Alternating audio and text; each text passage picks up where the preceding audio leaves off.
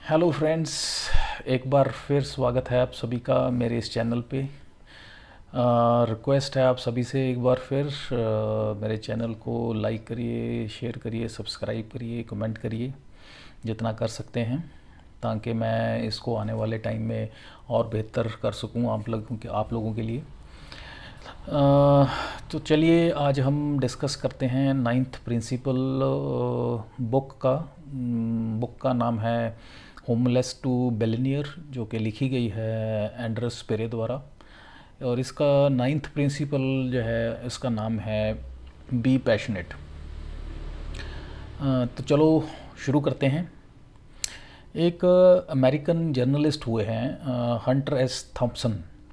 उनकी एक कोट है कि आप अगर जिस काम से आपके ब्लड में एक कहते सर्कुलेशन बढ़ती है, ब्लड में एक कह लीजिए एक तरह का उसमें ब्लड एक सर्कुलेशन में आ जाता है, उसकी स्पीड अप हो जाती है, उस काम को करने से आपकी एनर्जी फील करते हैं, तो वो काम हमें करना चाहिए।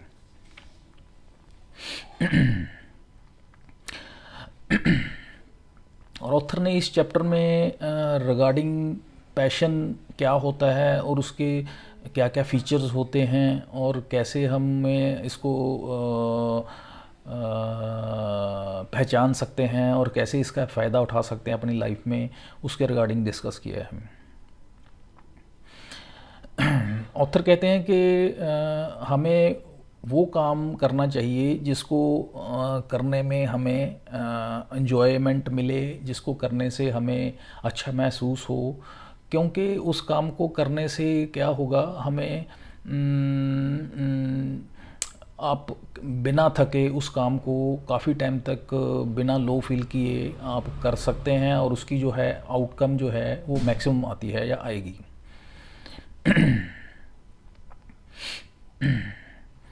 और इस काम में क्योंकि आप अपना एफर्ट जो है पूरे लगाते हैं, तो ऑब्वियस है कि आपकी सक्सेस भी उसमें पूरी आती है और मैक्सिमम आप सक्सेसफुल होते हैं उस काम में। और ऑथर ने इस चैप्टर में बताया कि किस तरह से उसने अपना जो कह लीजिए एक पैशन था या एक ड्रीम था या एक उसकी एक बढ़िया ज़िंदगी जीने का जो एक सपना था, वो उसने अपना पूरा किया फोकेट में आके, जो कि एक थाईलैंड में टूरिस्ट स्पॉट था। वहाँ पे आके उसने ये कंप्लीट किया या पूरा किया। उसमें उसने बताया कि किस तरह से अप टू 18th बर्थडे तक उसकी लाइफ थी। उसके पहले वो बड़ा लाइफ उसकी डिस्टर्बिंग रही। He was part of a street gang children, और बड़ा एक स्कूल ड्रॉप आउट था। उसके पास कोई खाने के लिए या रहने के लिए या अच्छा उसकी कंपनी भी अच्छी नहीं थी, और डेली बेसिस पे वो ड्रिंक करता था, कंपनी अच्छी नहीं थी, और इस तरह से ज़िंदगी चल रही थी।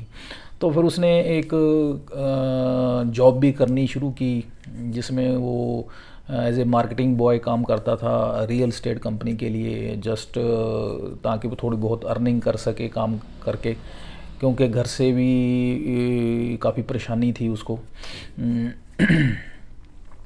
तो उसमें उसने बताया कि किस तरह से उसको वहाँ पे ब्रेक थ्रू मिला अपनी लाइफ का पहला, कैसे टर्निंग पॉइंट आया, जबकि 18th बर्थडे पे उसको ये महसूस हो रहा था उसकी लाइफ में इतना लो चल रहा था, लाइफ में उसको एक्सपेक्टेशंस इतनी वीक हो चुकी थी, या इतना वो मेंटली डाउन हो चुका था, वीक हो चुका था, कि उसको लगता नहीं था कि मैं अपनी ज़िंदगी का 19th बर्थडे जो है देख पाऊँगा या तब तक मैं ज़िंदा रह पाऊँगा।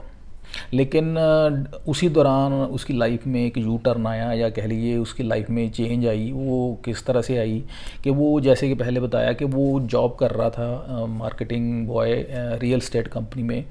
तो वो मोटर बाइक पे उसके रियल एस्टेट कंपनी के ब्राउज़र्स जो हैं वो डिस्ट्रीब्यूट करता था। तो एक दिन क्या हुआ, वो डिस्ट्रीब्यूट कर रहा था ब्राउज़र्स रियल एस्टेट कंपनी के, तो उसको एक जेंटलमैन मिले।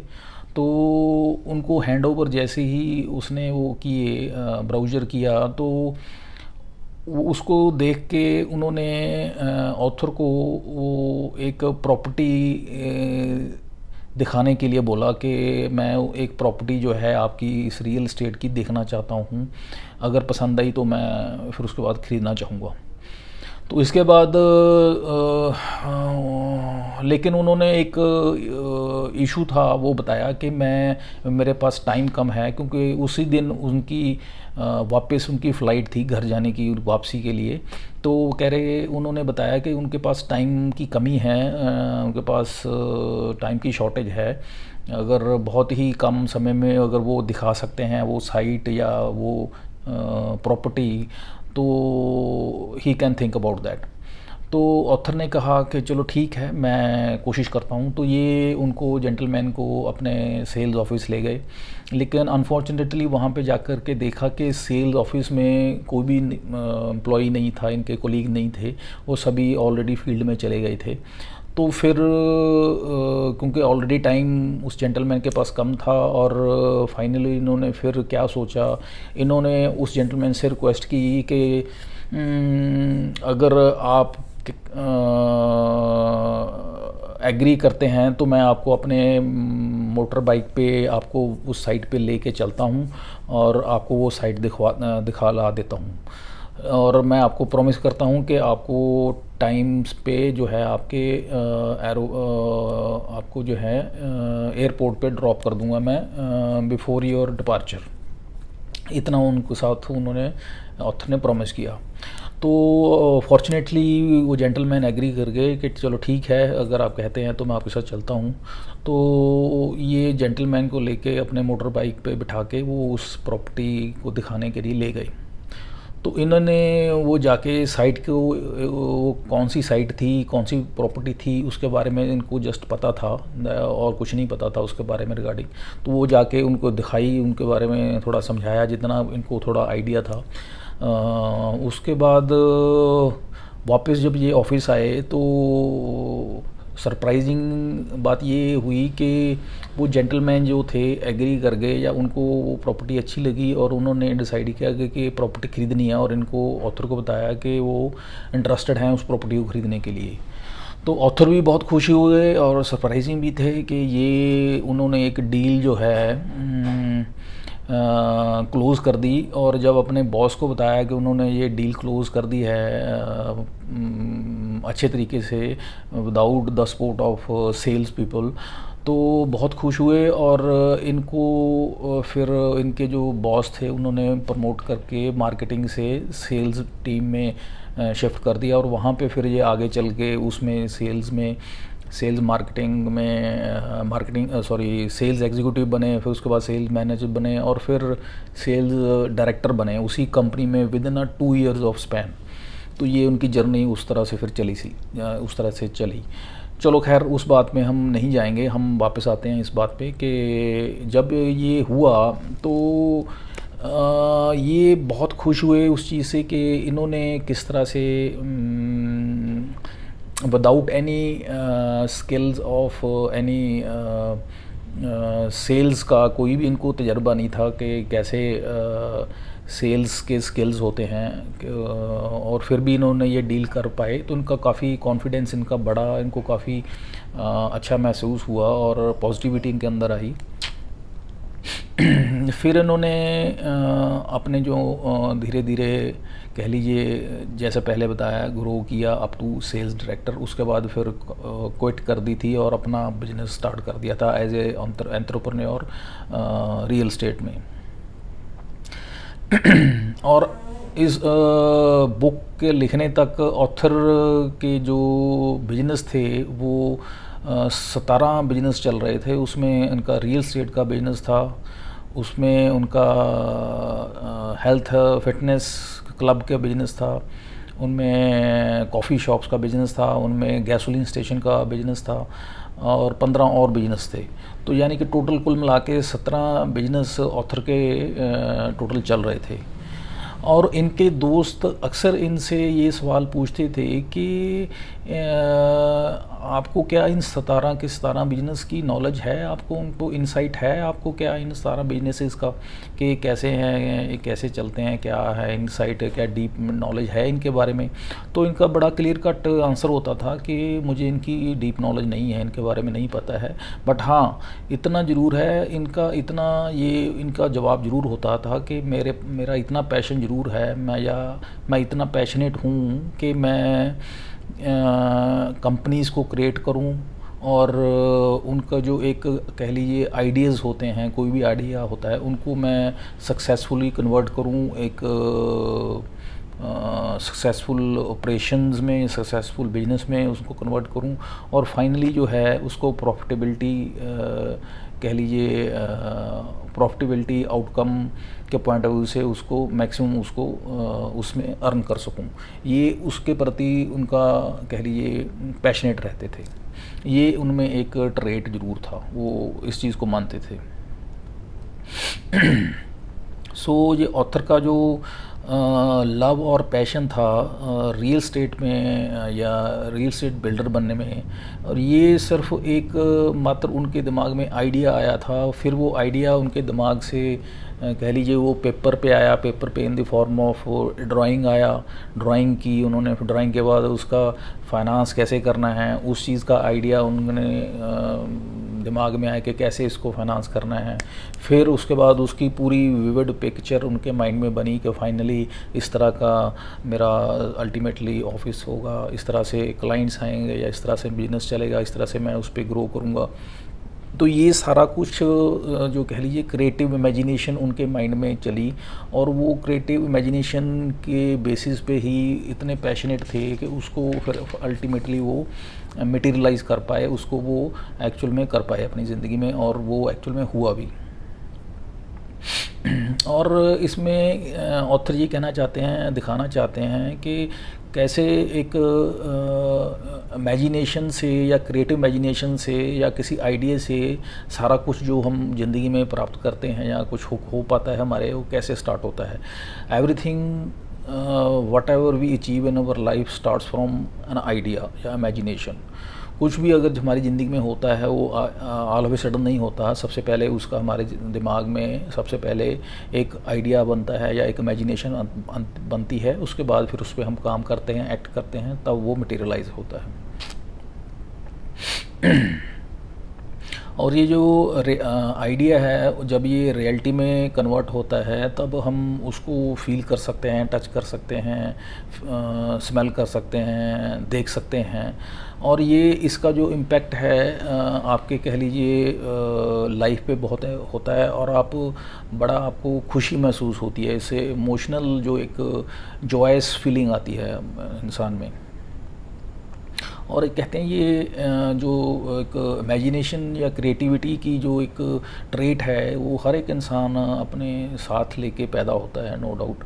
और इसको जो है आप इसके साथ इस क्रिएटिविटी के साथ आप ज़िंदगी में आप कुछ भी बना सकते हैं या प्राप्त कर सकते हैं। इसमें एक कॉन्सेप्ट ऑथर ने शेयर किया है, वो है फाइंडिंग योर पैशन। कहते जो इंसान जॉब करते हैं और अनविलिंगली जॉब करते हैं या ना चाहते हुए जॉब करनी पड़ती है ड्यू टू कह लीजिए अपने परिवार को चलाने के लिए या खर्चे चलाने के लिए या घर चलाने के लिए, जिस भी वजह से कह लीजिए, तो उनका एक दिक्कत होती है कि उनकी मजबूरी होती है जॉब करना, तो वो एक उनके लिए एक मोनोटोनस काम होता है कि वो ड्यूटी पे जाते हैं और घर आ जाते हैं, लेकिन उनका कोई इंटरेस्ट नहीं होता उसको करने में। They are not passionate about their job, तो उनको कह लीजिए उनमें उनका इंटरेस्ट नहीं होता, बट वो कर रहे होते हैं। सो उनके लिए उनको पैशन ढूंढना, उनको उस काम को करना कि जिसमें उनका इंटरेस्ट हो, ये एक इम्पॉर्टेंट फैक्टर है। क्योंकि आउटपुट भी हम उसी काम में ज़्यादा आएगी, या हम उसी काम में आप या कोई भी XYZ उसी में मैक्सिमम परफॉर्म कर पाएगा, या उसी में एफिशिएंट काम कर पाएगा, या एफिशिएंसी दे पाएगा जिसमें उसका पैशन होगा, जिसमें उसका इंटरेस्ट होगा। और कहते ये जो पैशन फाइंडिंग है, कि आपका इंटरेस्ट या पैशन किस चीज़ में है, उसको फाइंड करना कैसे कर सकते हैं, ये इसकी मेथडोलॉजी क्या है, उसमें 3 स्टेप्स बताए हैं कि ये 3 स्टेप्स के थ्रू हम पता कर सकते हैं कि आपका या किसी का भी पैशन किस चीज़ में है। उसमें पहला सब क्वेश्चन है जो पूछना चाहिए, अपने आप को पूछना चाहिए, या किसी को भी, अगर किसी का हमने पैशन देखना किस में है, तो पहला है कि वो कौन सा सब्जेक्ट है जिसके रिगार्डिंग आप कहते हैं, अगर आपको लगभग 500 बुक्स पढ़ने के लिए बोला जाए कि आप पढ़ सकते हैं क्या, can you read 500 books regarding any subject. अगर आप किसी सब्जेक्ट पे 500 बुक्स आपको पढ़ने के लिए बोला जाए, तो कोई ऐसा सब्जेक्ट है जिसके बारे में आप 500 बुक्स पढ़ सकते हैं, तो that will indicate your interest or passion about that subject or that profession. Second is, आप कोई ऐसा काम है जिसको आप कह लीजिए, कहते 5 साल लगातार कर सकते हैं विदाउट बीइंग पेड फॉर। कोई ऐसा काम जिसको आप 5 साल बिना किसी पेमेंट के या बिना किसी सैलरी के कर सकते हैं, कोई ऐसा काम है जिसको आप इंटरेस्ट के साथ कर सकते हैं।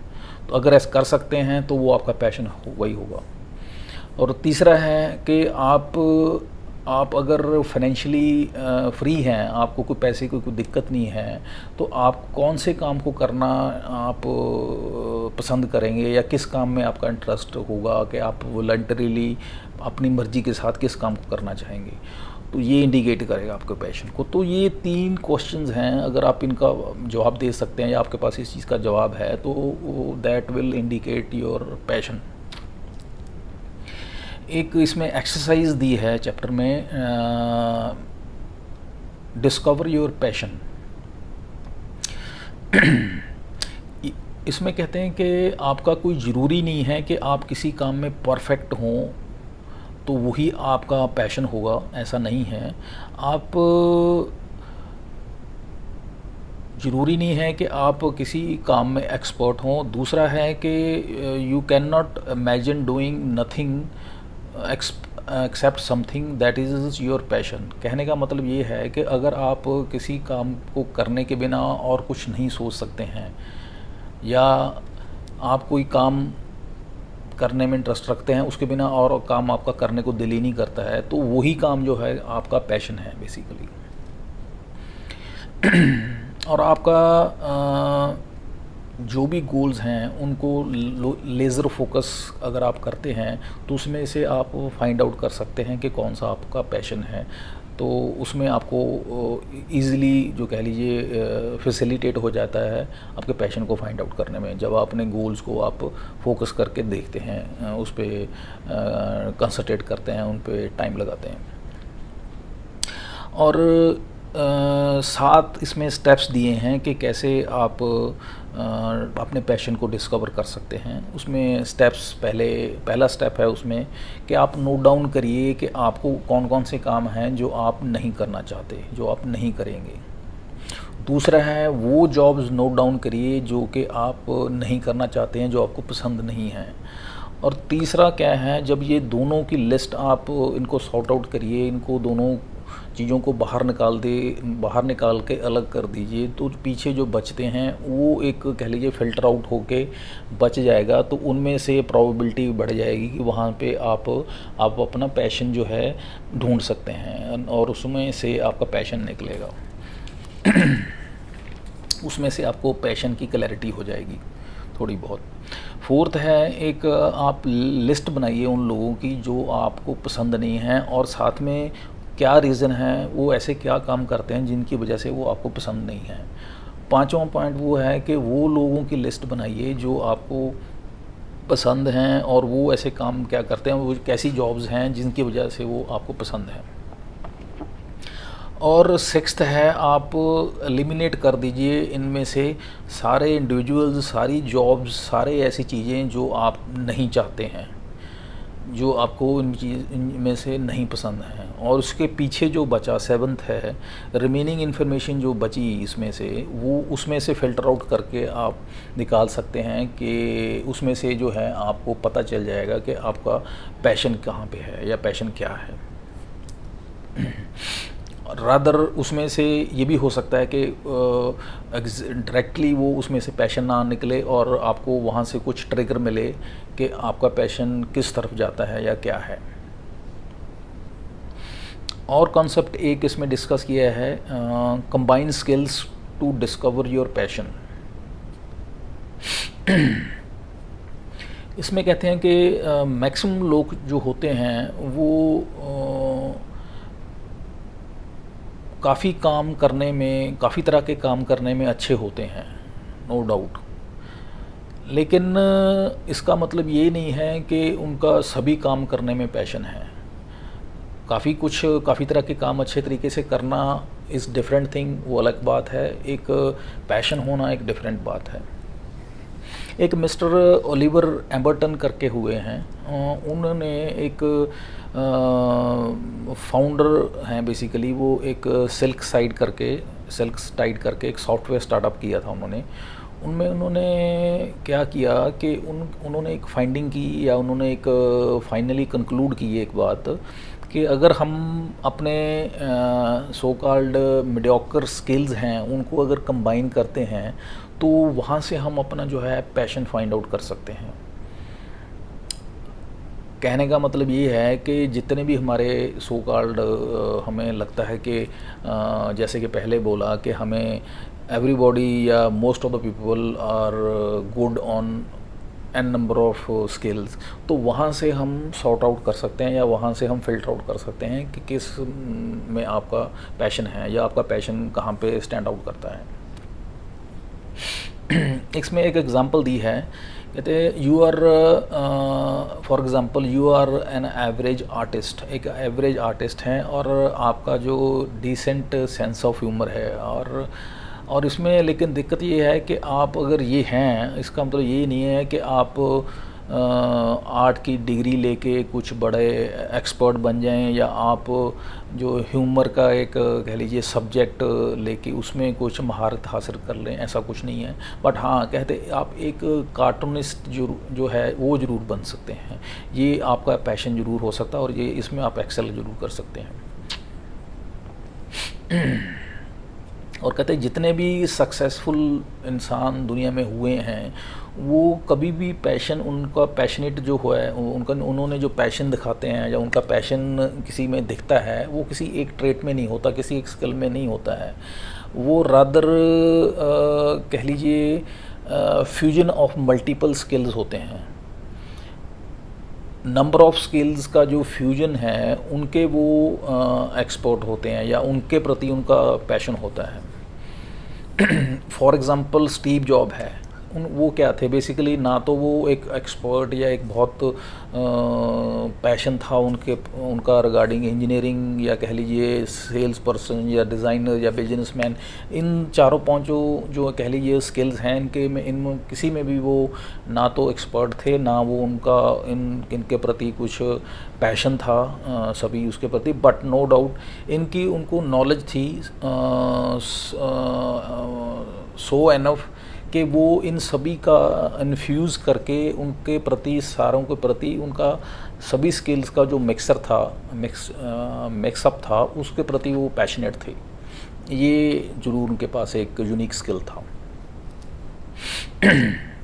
तो कहते हैं एंड में कि आपके जो पैशंस हैं वो with due course of time change होते रहते हैं और एंडलेस होते हैं, नो डाउट। बट आपका कहते you must be passionate about something in your life. आप ज़िंदगी में किसी एक काम के प्रति पैशनेट ज़रूर होने चाहिए, और ताकि वो जो है आपकी ज़िंदगी को ट्रांसफॉर्म कर सके, आपकी ज़िंदगी में मेजर चेंज ला सके। जैसे कि ऑथर के रिगार्डिंग अगर हम बात करें, उसका पैशन था real estate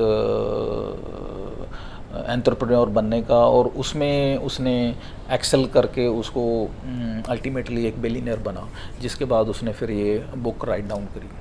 So this is all about this chapter, be passionate. This is the 9th principle. Next video में हम 10th प्रिंसिपल डिस्कस करेंगे. फिर से एक बार आपसे रिक्वेस्ट करते हैं कि आप इस वीडियो को लाइक करिए, शेयर करिए, कमेंट करिए जितना हो सके, और मुझे बताइए, फीडबैक दीजिए कि और किस तरह से मैं इसको इम्प्रूव कर सकता हूँ आपके लिए, ताकि मैं आपके साथ मैक्सिमम लर्निंग्स जो है शेयर कर सकूँ. आपका मैक्सिमम आपके जो कह लीजिए टाइम को आप मेरे को देते हैं, मेरे को सुनते हैं, तो मैं चाहता हूँ कि मैक्सिमम मैं आपको उसकी आउटपुट दूँ या मैक्सिमम आपको लर्निंग उससे प्राप्त हो सके. सो फिर दोबारा मिलते हैं. तब तक के लिए मुझे आज्ञा दीजिए. Have a nice day. Thank you.